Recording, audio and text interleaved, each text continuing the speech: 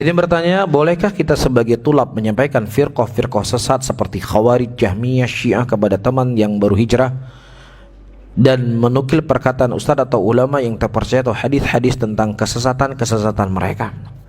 Taib, ayyuhal ikhwah rahimani wa rahimakumullah, kebenaran itu harus disampaikan.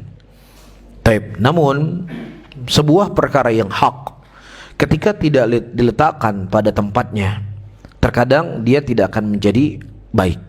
Ini kaidah yang perlu untuk kita ketahui. Mencela tuhan-tuhan yang disembah selain Allah adalah jihad kepada Allah. Tetapi ketika kita mencela tuhan-tuhan yang disembah selain Allah, itu akan memberikan mudarat yang lebih besar, maka disitulah kita harus menghenti sesaat. Tentunya orang-orang yang berhijrah itu orangnya modelnya macam-macam. Jadi tidak ada kaidah tertentu, kamu jangan sampaikan ya tentang kesesatan mereka. Enggak, tidak ada kaidah tertentu. Tetapi kita melihat bagaimana kondisi dan keadaan orang tersebut. Bisa difahami. Namun secara kaidah umum, ketika Rasulullah SAW beliau datang ke kota Madinah, hijrah, kita ketahui di kota Madinah itu banyak orang-orang Yahudi. Ya, banyak orang-orang yang menyimpang dan orang-orang yang sesat. Dan kalimat yang pertama diucapkan oleh Nabi SAW dari mulut beliau, sebagaimana dikhabarkan oleh Abdullah bin Salam, Rasulullah mengatakan, ya Yuhannas, wahai manusia, ya afsyus salam, sebarkan salam, berikan makanan kepada orang yang membutuhkan, dan tambunglah silaturahmi, dan salatlah kemudian malam hari dalam keadaan apa? Dalam keadaan apa? Manusia sedang tertidur, engkau akan masuk dalam surga dalam keadaan apa? Engkau selamat. Nah di sini teman-teman semuanya, para hadirin dan hadirat, konten yang disampaikan oleh Nabi SAW pada waktu itu sesuatu yang terkadang sifatnya adalah yang disepakati semua, siapapun manusia. Ya, ketika kita berbicara menyebarkan salam, hal yang baik atau tidak? Hal yang baik. Ketika kita menyampaikan memberikan makanan kepada orang yang membutuhkan, jangankan dari kalangan Islam, dari luar Islam itu sendiri, ini adalah amalan yang baik. Bisa difahami? Nah, ketika kita melihat hal-hal yang seperti ini yang perlu kita kedepankan agar indah sunnah itu di matanya.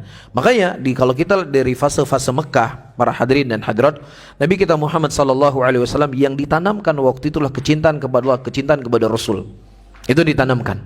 Sampai-sampai kata Aisyah radhiyallahu taala anha, kalau seandainya yang pertama kali turun kepada kita adalah halal dan haram, haramnya zina, haramnya khamar, haramnya ini, mungkin seseorang tidak akan meninggalkan ya khamar tersebut. Demikian kata Aisyah radhiyallahu taala anha. Maka perlu melihat kondisi dan keadaan. Ya, perlu melihat kondisi dan keadaan orang yang akan kita sampaikan itu. Sehingga jangan terkesan nanti ketika dia awal belajar, yang pertama dia tahu sesat ini, sesat ini, sesat ini, sesat ini, sesat. Jangan sampai terkesan seperti itu.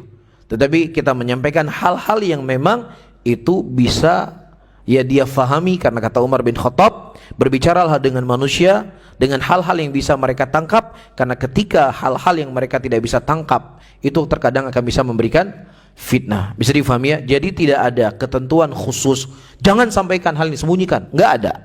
Cuman kita lihat bagaimana kondisi orang-orang yang sedang kita dakwahi. Ada orang mungkin dia berhijrah dari tadinya adalah dari aliran sesat dan lain sebagainya, ya sudah kita terangkan. Ada orang memang awam sama sekali nggak ngerti dia apapun. Ya ini kan nggak cocok kita kata, oh itu jamaah tabligh gini, khawarij gini, kan bingung dia.